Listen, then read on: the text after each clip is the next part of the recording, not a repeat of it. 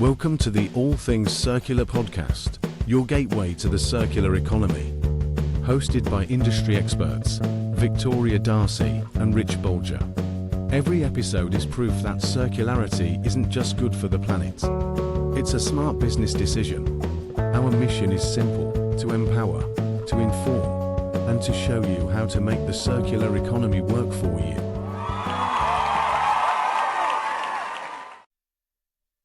So hi everybody, welcome to the All Things Circular podcast. Now, this one's a really special one actually, because you're going to get to meet kind of the third member of our team, Dr. Peter Evans. Peter has kindly agreed to be a recurring guest on our podcast because, as you will begin to see, the depth and breadth of his knowledge in the circular economy is really second to none. I don't know anybody that I've ever met that can hold a candle to you. So, Peter, firstly, thank you for joining the team. You're making, going to be such a real asset for us. Yeah, it's great to be with you guys, and love to dig into conversations that really matter for understanding the business context. And wow, there's so many topics to talk about. Oh, yeah. And I think we're going to have this be a regular part of our programming. Peter Evans is the best researcher I've ever met, and a curious mind that goes through and jumps into all different types of segments. When we first started talking, Peter was an expert on platforms, software programs that match supply and demand. And Peter, lately you have taken a really big interest in circular platforms. So if you don't mind, talk us through a little bit about your background, what you've done before, and what drove you into the platform space, particularly around circularity. Sure. So I guess I've had a professional career in what you might call corporate foresight. That is helping companies, what they call see around corners, anticipating what's coming next. And it's been more than a decade ago, that role, I was at leading strategy at General Electric, energy business at the time. I came across this concept of platforms, and they been around for a long time, but digitization has really enhanced their ability to grow and scale. And we all know and use many of the platforms that have grown to international and global size and scale, with Amazon and Uber and Airbnb and all of these. Then there's a very rich B2B market where businesses are engaging in platforms as well.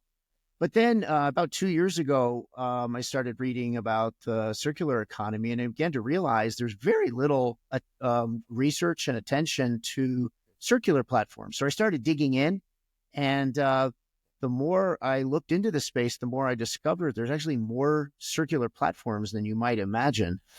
So I've been building a database. I'm up to around 280 globally, and we cut across many different sectors.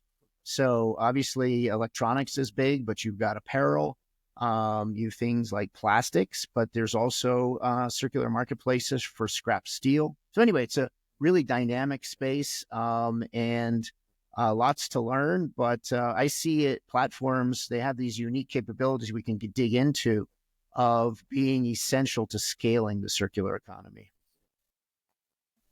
Oh, that's really cool, and I think it's really interesting to hear you say there's 280 platforms that you've discovered so far, because I don't know if people actually understand perhaps that they're already using a circular platform when they are indeed using one, and I think that comes down to education. Oh, yeah. I think that the circular economy, we've been discussing this quite a lot. It's quite a new concept, but actually it really isn't. It's about making things that are built to last. It's about reusing things. It's about kind of almost going back to how the world was a long time ago, without this throwaway culture. Yeah, but in the past, obviously, people bought secondhand or collectibles, and there's active markets for the resale of vehicles, for example. But what digitization has done is really reduce the friction. Circularity was happening, but it wasn't happening at scale, and it was hard. But what's happening, and what I get excited about, is seeing all the technology innovation that's coming in. And it's really making it possible to connect a second buyer in a way that was really challenging in the past. And so the platforms are becoming an essential players in the circular economy. Yeah. Well, great. When we first started talking was when you started digging in and trying to learn about reverse logistics. And I think linear platforms have been there matching a product to a buyer, and they've kind of evolved with circular platforms matching used supply with used demand. Can you walk us through a little bit of your thought evolution journey on what it took to go from linear to circular? And I think one of the things that you observed is there's more circular platforms because there's a lack of platforms that are built within brands or distributors to really tap into that second customer.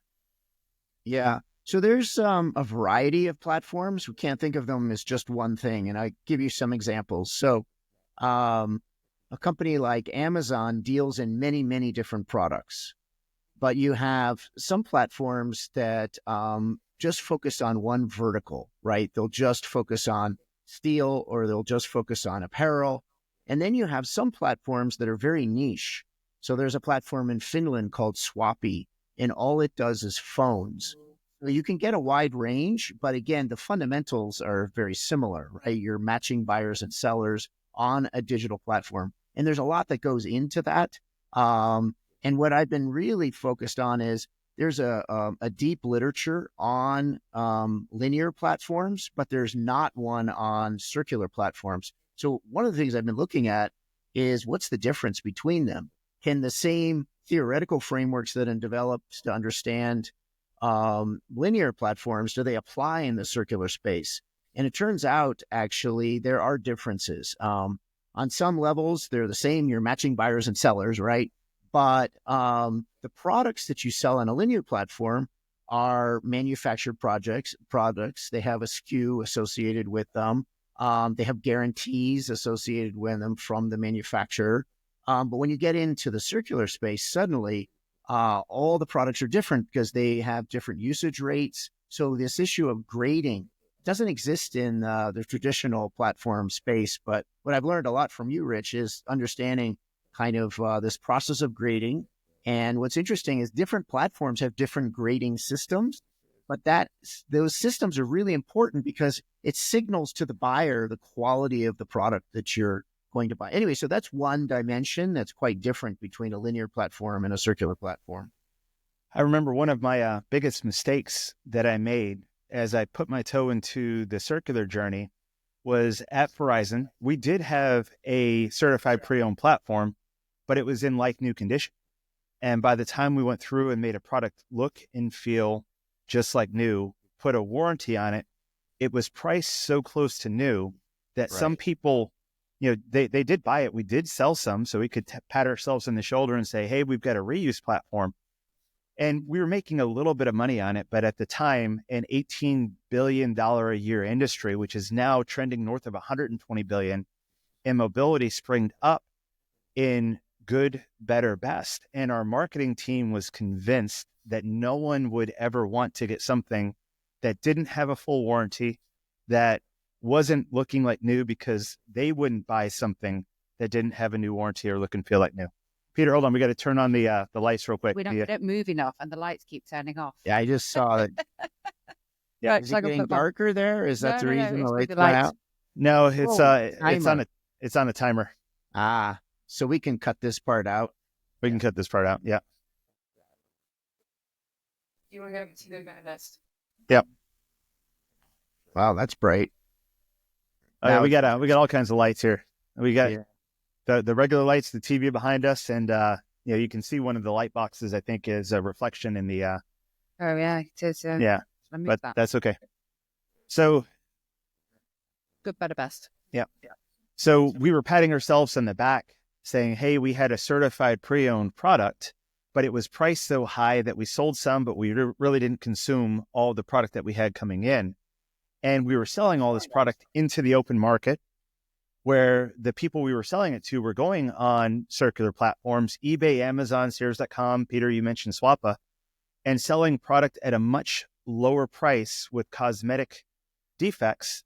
And people understood, as long as it works, and as long as I know what I'm paying for, accepting more cosmetic blemishes than a new one, at a fraction of the price. That's what really built up.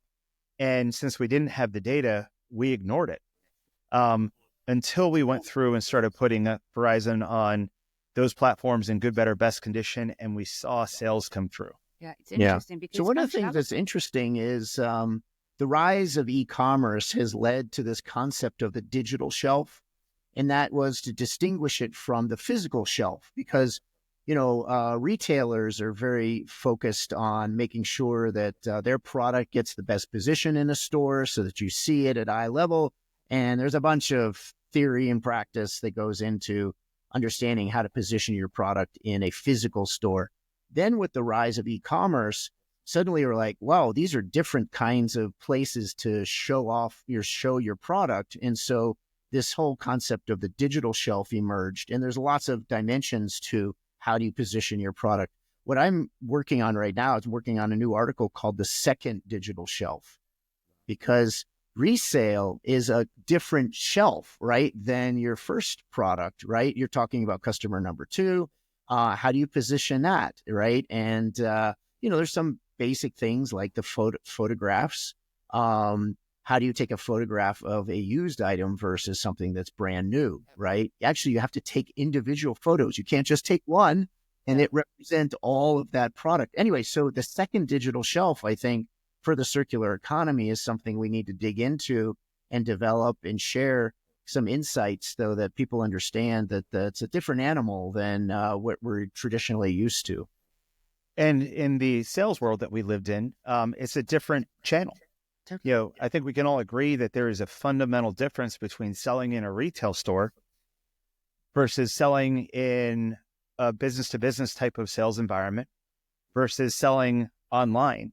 And the same people that you need to go through and sell in retail may not transfer to online very well. I think it's the reason why, and it's customer satisfaction. And Peter, you alluded to it, right? Because you can't take a picture of, the same product in, which is both in their, second use cycle, because they're going to look different. They've been used in different ways. They're going to have, maybe different builds, but maybe different defects, as small as they might be.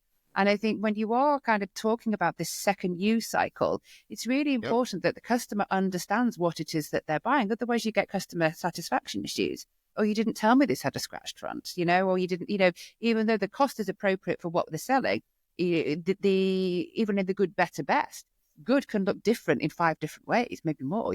So I think it's a fundamentally different sale. And one of the things that I saw when I was working at Cisco is, the inability to actually, those that have sold new found it very difficult to translate into selling things on a second use cycle because it's a very different beast. Yep. So the point is that we need to understand these differences. We need to articulate strategies for addressing them. And so that's really interesting. And then understand how new technologies are going to reshape that. So, computer vision is making it much easier to take those photographs of the used items at a much lower cost than it was in the past. And we all know that the visual representation is very critical for the second buyer. At the early days of Airbnb, they realized people were posting their apartments and homes, and the photographs were just not up to par. So actually, Airbnb invested quite a bit in helping hosts stage their homes. And I think the same thing is true for the circular economy, is we need to help those that have second life items or pre-owned items. The same level of attention and care needs to be done. And so it's pretty interesting to see these digital technologies come in that enable that to happen at a pretty sophisticated level. So I think that will make how the second digital shelf actually looks. It's going to it's going to be easier. It's going to be more enriched. It's just really going to make the second life easier. So if I just switch gears slightly, because I think it's really fascinating, but another piece of work that you've been doing recently centers around M&A in the industry. And you've noticed a big trend in there being, huge amounts of sort of focus and, and dollars kind of invested in merging people to create, better circularity. I mean, can you just elaborate more on kind of the trends that you're seeing? Sure. So the platforms in particular, but that's true across the board. The circular economy is fairly fragmented. And so I think what some players are seeing is that there's value to be created through consolidation and creating more of an end-to-end aspect of the value chain, right? So right now, if you're a large company and you want to go circular, you have to go and look at all these different companies and what they're offering and then kind of assemble the solution. And that's challenging. And so I think some companies are beginning to realize that if they kind of stitch that value chain together in new ways and present a more integrated, holistic offering, there's a lot of buyers out there for that service. And so the M&A activity, I reviewed 15 recent cases of M&A, which tallied. Now, they don't all reveal how much they spend, but you can kind of guess given the size and scale of the company, both the acquirer and the target. So I tallied that to about $20 billion over the last 4 years. So that's a sizable amount of money that is shifting gears. And what I think it signals is that companies do see value here. And so you don't put down $20 billion in acquisitions if there's nothing, no business, right? And so I think players are beginning to see, and it's not just large firms and smaller firms looking to build out their solutions. We're seeing private equity players come in as well. So it's, to me, I think it's a sign that there's value. And the fragmentation, people see that consolidation can have huge value proposition. Absolutely. Great.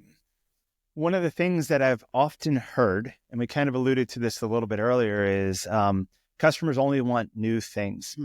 And there is a fear that if you sell something used, that people will have a bad experience and they didn't want it. I remember that very clearly when we started dipping our toes into selling on the secondary market with some off brands before we leveraged our core brands. And what got us over the hump was the feedback that exists on those markets, because it really is a self-regulating market with Uber star ratings, reviews on Yelp. With eBay, you can submit feedback of your buying experience and people pay attention to it. So on these circular platforms that are operating outside of a brand's involvement, people are still going there. Can you talk to us a little bit about how you see the marketplaces? Because as you mentioned, there's more secondary marketplaces than primary marketplaces. And if you thought that quality was the issue, they should be going right to the manufacturer. Why are people going online, and how do you make sure that you're getting a good product when you're there? Well, I think what's interesting is there's this dynamic that's happening that's making the traditional manufacturers wake up and say, whoa, we've sort of ignored this market. And even if we don't like secondary sales, they're happening. And not only that, independent third-party platforms are coming into the markets anyway. So a great example is Harley-Davidson. Harley-Davidson's a company that's been around for decades and decades. I think it was founded way back in the early 1912 or something like that. And for decades, it ignored the secondary market. People were still selling their Harley-Davidsons on the secondary market. It wasn't until 2021 that Harley-Davidson decided, hey, why don't we get in this and offer a marketplace? So they launched their own marketplace. And at first, it was restricted to motorcycles that were, I think, 5 years old or less and had not been modified. As you know, some bikers like to modify their bikes. Anyway, so they kept it. But then they've opened it up so you can now sell bikes that are older than that as well. And it has a lot of value, both keeping your customer in the loop. It also becomes a way to for customers to sell their bike, to upgrade or change. Maybe they're doing touring and then they want a different kind of bike. So anyway, it creates this brand loyalty. It creates opportunity to engage your customers throughout their life cycle. And one of the things that I've come to realize is when you're in companies these days, there's this mantra of customer centricity, right? We got to be customer centric. And that's well and good, but really the focus is on the first customer. What I think the circular economy opens your eyes to is that there is a second customer out there, and it may not be the same customer as the first customer. So when you get into the circular economy, you begin to realize, wow, that lens of customer centricity really needs to be opened up more broadly. And you need to think more holistically about who your customers are. And products that are not, single-use disposable often have resale value, and there's another customer out there. So one of the things I'm very interested in is how do we share these insights so that marketing teams understand the value of the second customer, the product managers do as well, and it can create feedback mechanisms. I was just talking to a circular platform CEO, and he said that in the used furniture space, there's platforms now that sell office furniture. There's feedback mechanisms now that are causing the procurement team to buy better quality furniture because it can be resold, right? So there's this value proposition. So the circular economy opens up these opportunities for thinking about the second customer in new ways, and that they're a valuable customer just as the first customer is. I really like that because I think, and particularly in the Harley-Davidson example, I think what you've got there is, is increased proliferation of the brand, because the customer that's going to buy the new motorcycle is probably generally always going to buy the new motorcycle. But actually, there would be this second tier of customer that aspires to have a Harley-Davidson. They can't afford a Harley-Davidson, but, and by looping that in, but actually looping it into their ecosystem, they're actually not stopping a sale that wasn't already going to happen. It was always going to happen. What they're actually doing is controlling that sale and bringing that in-house. And I just think it's smart business, and I think you can take that across different industries, tech, fashion, the Harley-Davidson example. It's wonderful. And I really want to encourage more brands and more OEMs to kind of open their eyes to this. It shouldn't be seen as cannibalization because the second sale of your product is already happening. Yeah. Another great example is Decathlon, which is a sporting goods company in Europe. And they've recognized that they can actually make more money on a product if they allow for and encourage resale. And a great example is bicycles. You buy your kid a bike when they're 6. By the time they're 9, they don't fit that bike anymore. So Decathlon has a program to buy back those bikes. And imagine, they sell that first bike for $700. They in the take back, they pay $400 for it, but then they can resell it for $500.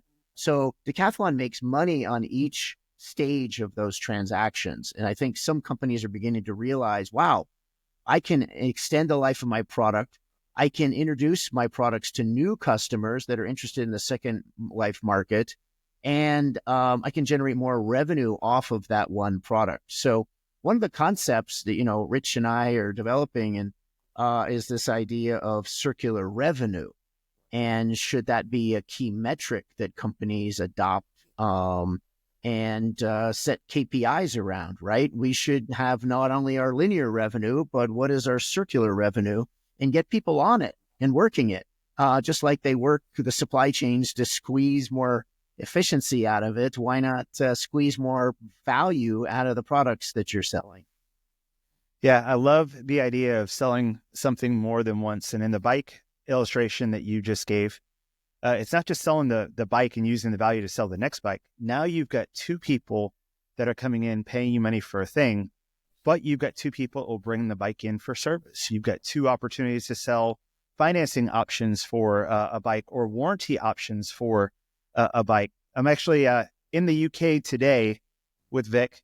We get to go through and do a few of these from her homeland, my first time in Manchester, but Decathlon is actually here. And what I love about that platform, Peter, as you mentioned, is, and it's not just bicycles.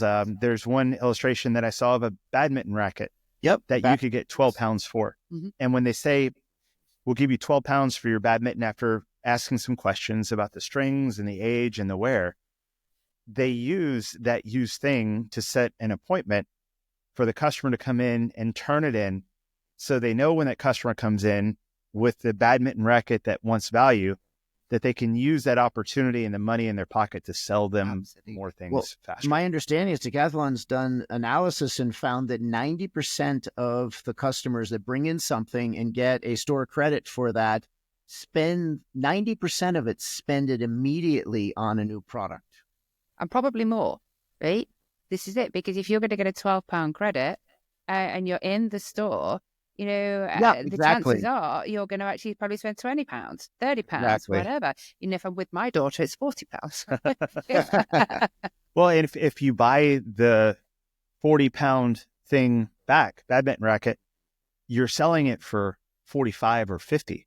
So using that old product as a form of payment is a much smarter financial transaction than taking credit cards, which you pay fees on, that you take cash for that has value, because you're able to resell it more and use that value to sell more things. I've got one thing on this as well. Look at the differentiator, right? Because Decathlon are not the only, sports retailer in Europe. In fact, they're not the only sports retailer on the business park where they are. In fact, they're next door almost to others, of which, there are, 2 or 3. And actually, by having this and by bringing the customer into your store, they're not going next door. It's brand loyalty, but it's really smart business. I agree. Yeah. So I think of these as circular frontier firms. These are firms that are taking risks. They're exploring new spaces and new value propositions. And we're seeing across several different sectors. I mentioned the, motorcycle with Harley-Davidson. Philips in the healthcare space is another one that actually has a target of generating 25% of their corporate revenues through circular transactions. That's pretty amazing. So I'm track them closely because I consider them a frontier firm. And then companies like Decathlon in the retail space. So we're seeing this phenomenon across multiple sectors. So it's really not a niche thing. It's actually a fundamental transition or change in how companies are thinking about value creation. I think one thing I'd like to add to that, because one thing that, I've been doing quite a lot of research on myself, is the scarcity of some rare earth elements, and they're scarce for a number of reasons. It could be that they're just scarce in the Earth's crust, or it could be geopolitical reasons. There's lots of kind of factors surrounding this. And again, cross-industry, there's a reason why we need to be circular, because supply chains actually are vulnerable. We saw it in tech, when we had the issue with the semiconductors a couple of years ago, and that created masses and masses of problems. So Peter, what would be, your thoughts on, the scarcity of minerals? Well, that's really an interesting question, which is we're now 8 billion people on the planet. We're going to 9 billion.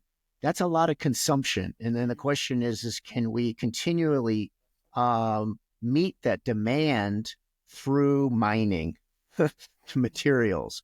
And we have a large stock of materials that we've already mined and produced as products, but are we using them to the full extent? And I think companies are beginning to realize, wow, I should look into this and not only procure new stuff, full transition or change in how companies are thinking about value creation. I think one thing I'd like to add to that, because one thing that, I've been doing quite a lot of research on myself, is the scarcity of some rare earth elements, and they're scarce for a number of reasons. It could be that they're just scarce in the Earth's crust, or it could be geopolitical reasons. There's lots of kind of factors surrounding this.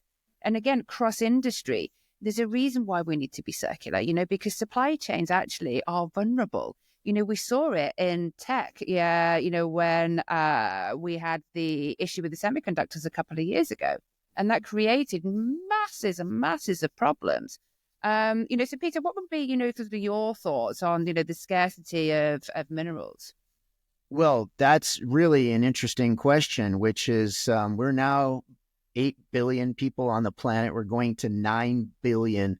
That's a lot of consumption. And then the question is can we continually meet that demand through mining materials? And we have a large stock of materials that we've already mined and produced as products, but are we using them to the full extent?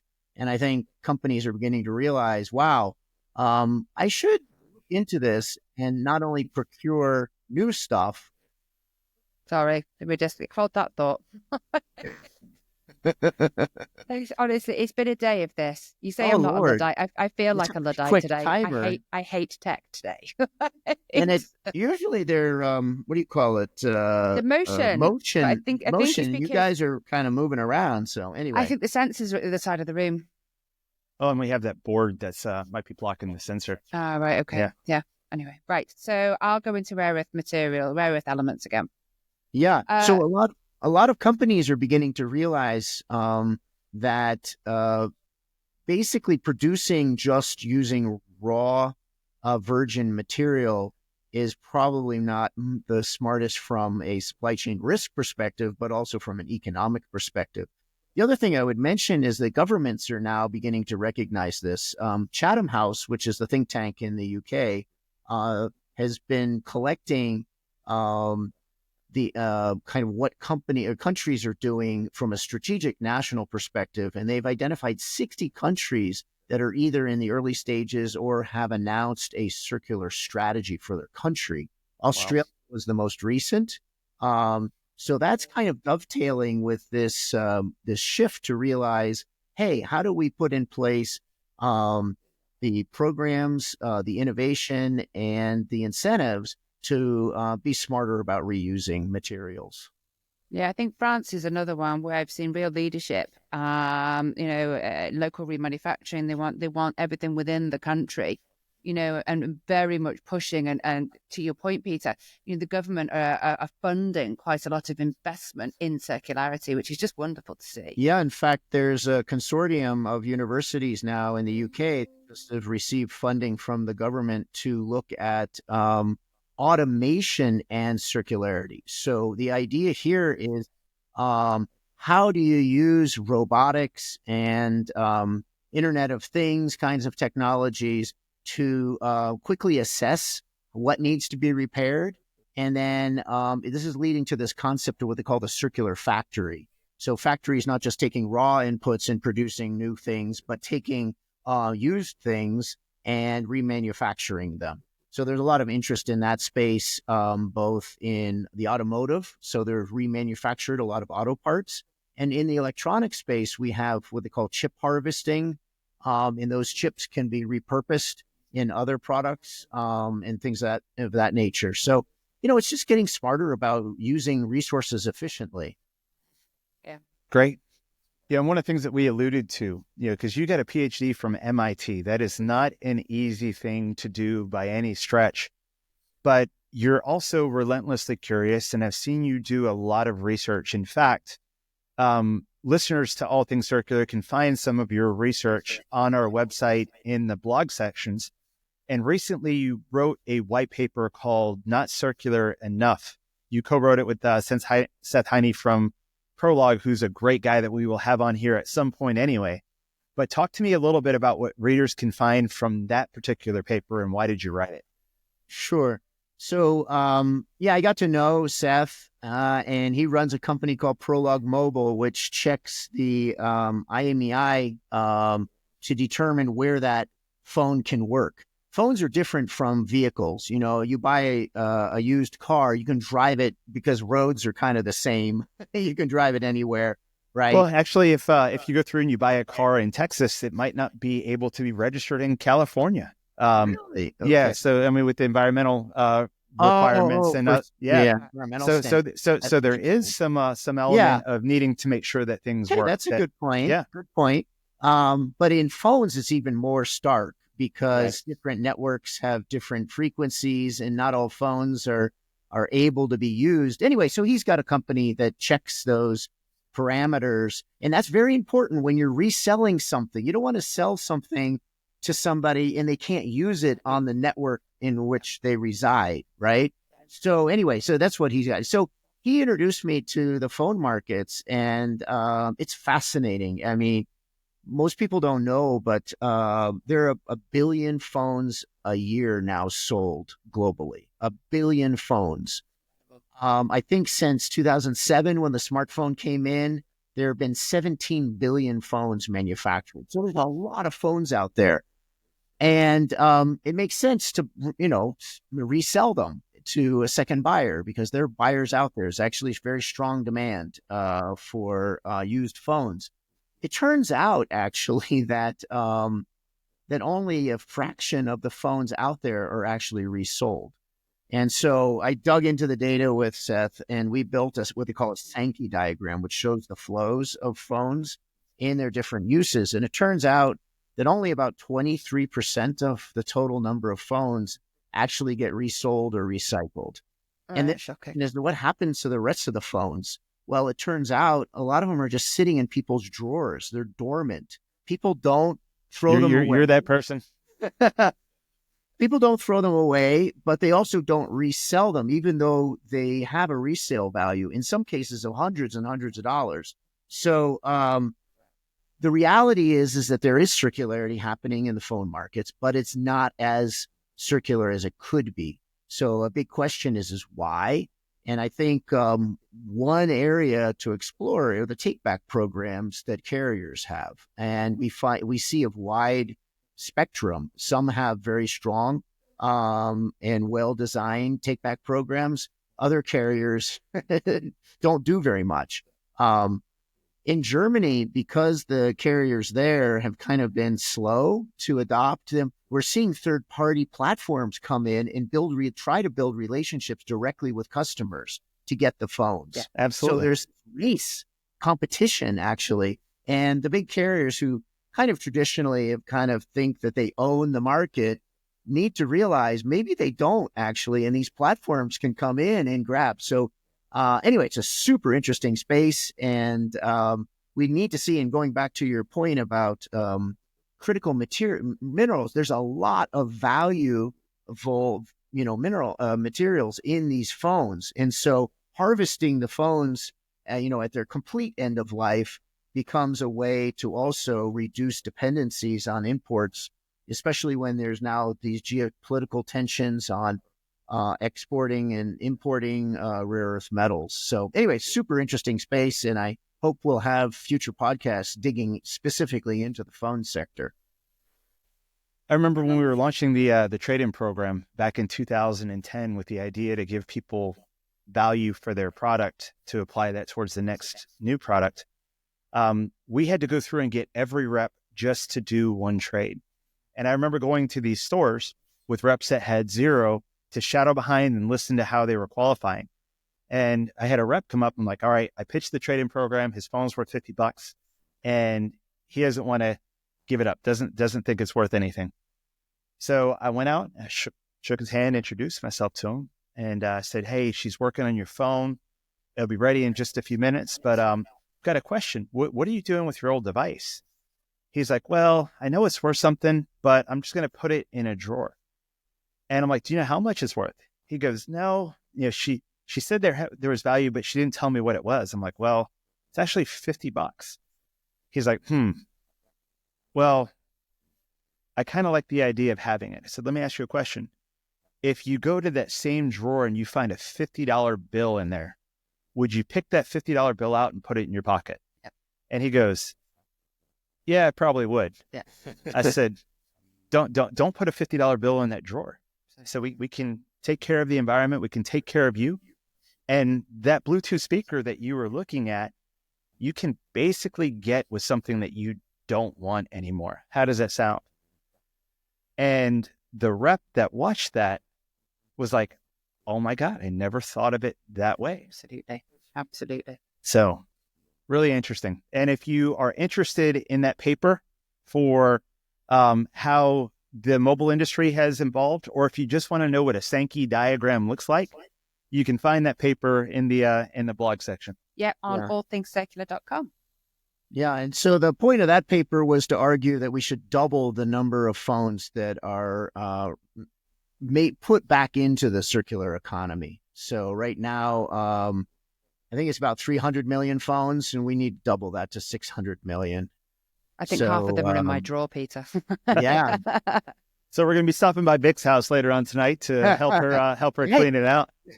you can pay for your dinner, maybe. Yeah. You never know. You never know. But I tell you what's also interesting is if I'd been more on this, and I work in this industry and I hold my hands up, but I've devalued my assets, by holding on to them. And I forget about, and I've got a whole drawer full of cables, phones, old routers, all sorts of projector, all sorts of things that I've held on to for far too long that are not really worth anything in the resale value, but they once were. Right. So I've done myself out of revenue. I've done myself out of buying that new speaker. But, most people think about the resale value of a vehicle when they buy one, right? And I think that there's going to be more and more information. So I talked to a startup the other day, and they're working on a technology that'll allow you to scan your closet, and it will identify the different items in your closet, from coats to blouses or whatever. And it will tell you in real time what that's worth on the secondary platforms. And so what I think it's going to change behavior, right? And so instead of just leaving things in gathering dust, because you'll be able to know more about what that value is, I think there's this disconnect. Like, I know it's worth something, like you guys just mentioned that, but I don't know how much. There's new technology that's coming in that will tell you in real time how much that's worth. I'd love to investigate that more, Peter. I think that would be a great topic. I mean, I don't want it to go anywhere near my closet because Yeah. I think companies like ThreadUp have what they call a closeout closet kit. And so you can take the items from your closet, put it in a bag, and send it to them, and then they'll evaluate it and give you a credit for it to spend on their platform. So these platforms are developing really interesting incentives, leveraging technology, but also exposing customers to the resale value of things that they, didn't think had value. And if you start following this, I mean, I tell you, every day there's an article about somebody who talks about how much money they make on Vinted, which is the big peer-to-peer platform for apparel. And some young kids go and take their mom's clothes that mom's not wearing anymore, and then they make money off of that. So it's interesting how this is evolving. It's so true. So I have a daughter, and she's 7, and I sold some of her clothes on Vinted, and she's really attuned to what Vinted is. And she said to me, "Mummy," she said, "Did you send?" She was saying, "Where are those trainers?" I said, "I sold them on Vinted." "How much did you get?" £5. She goes, "Can I have my £5, please?" And she did. She wanted the money. She said. Well, you just hit on the generational divide, because you ThreadUp last year published a survey that over 70% of Gen Z and millennials are checking the resale value of their clothing before they buy it. Why would they do that? Because they understand how to use the technology to sell their thing when it's time for them to sell, and they're baking in the residual value of it as they're making that purchase, with the thought that they were going to get that money back anyway. The same way, we go through and we look at property values. Are they going up or are they going down? And if property values are going down, you might not invest in that area, or you might spend less, or you might buy a car that has a more durable type of reputation, because you know that when it comes time to sell it, you can get more money back and you're willing to pay a higher price. So with technology making it easier through platforms, Peter, that you're an expert on, a generation, 2 generations now, Gen Z and millennials, that expect it and want to minimize their carbon footprint, that don't fear the stigma of buying something used. Yep. The world is going to be totally different in less than 10 years, because millennials are getting ready to be the number 1 spending demographic that exists. Right. And that's all on the consumer side, but there's that same change that's happening on procurement side as well. As I mentioned, I was talking the other day to the CEO of a company that's helping universities with their assets. And so they catalog their assets, and then they help them with resale opportunities when they're remodeling or they're building a new building. Now they're exposing those procurement officers to the platform and the opportunity to buy used rather than new. But also they're also influencing what, if they do buy new, what they do buy, and will it last long enough or not? And does it have resale value? So I guess the point is that this is happening in consumer markets, but it's also happening in B2B markets that's pretty exciting. So it's a pretty, I consider the circular economy a mega trend, and kind of what we're digging into are the underlying elements in changing business models, how it's changing behavior, frameworks for understanding it, and then how this wave of technology, obviously AI is going to impact this as well. So, what I want to leave the impression is exciting. It's new in some respects, and so it requires exploration, but it's a pretty cool, interesting space.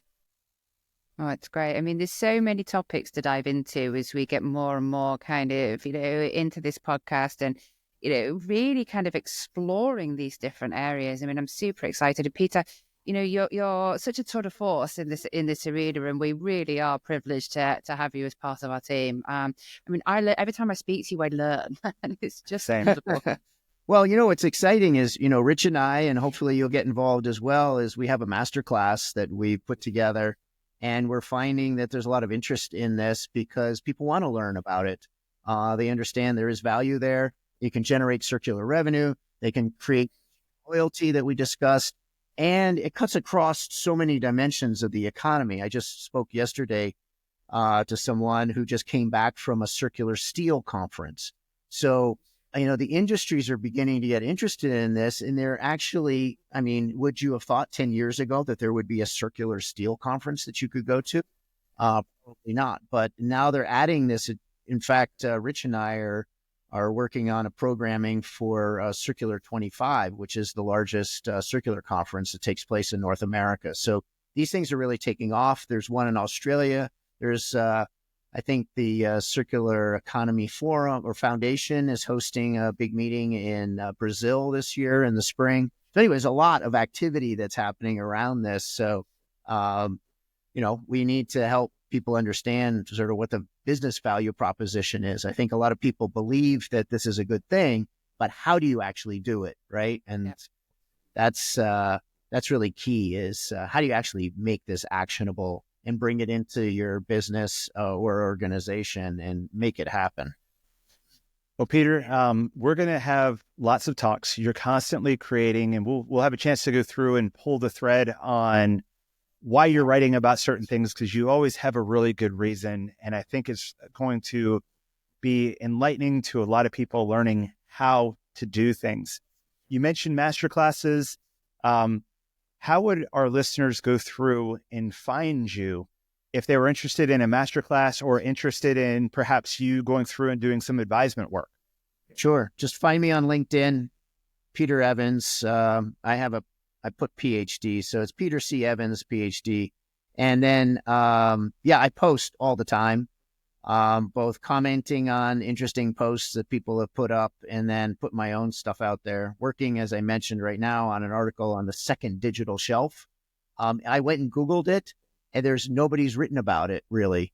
So, I'm looking for where there's areas where there's an interesting concept. It has impact, and people need to know about it. So I kind of pull that together and write an article, and I learn in the process. I can't wait to read it, actually. And also, we'll put all of your papers on the All Things Circular website as well, Peter. And your LinkedIn profile. Okay, sounds great. Well, great talking to you guys today. Oh, it's wonderful, Peter. Thank you so much. And, thank you to everybody for listening to this episode of All Things Circular. Hopefully, you'll see lots of great things to come. Thank you. Thank you, everyone. Cheers. Bye. Take care. Thanks for tuning in. Please head over to allthingscircular.com to learn more.